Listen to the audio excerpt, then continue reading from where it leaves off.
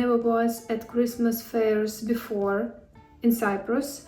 I was in Berlin, in Prague, in Dresden, and in Vienna, and they were fantastic. They were so beautiful, so bright. So I really wanted to compare them.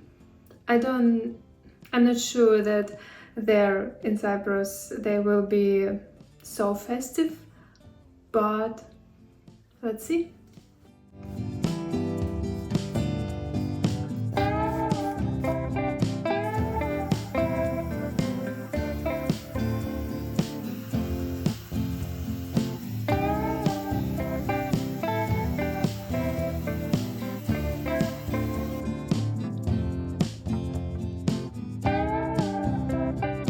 I wanted to take my camera with me, but I don't have film for this. It's delivering now, but it's not here yet, so not today. But I have this disposable camera and it has a few shots, so maybe they will be good. We'll see someday. And I want to take my Polaroid with me. I like to take photos and see the result, so we'll see what I'll take. In this village will be around 10 degrees, so it will be colder than there. So I was choosing between this sweater and this one, but I decided to go in this because it looks more festive. We are ready to go.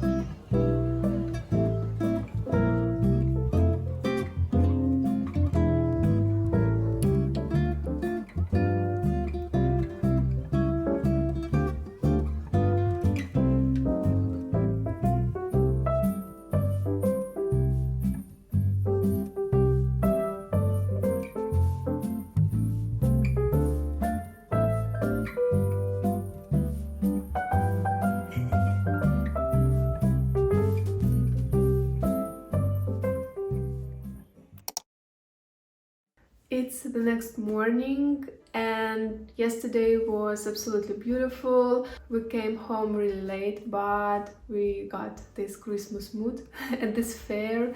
It was absolutely beautiful, festive, a lot of people, a lot of food, and Christmas music was everywhere. I really loved it and I really glad that we came.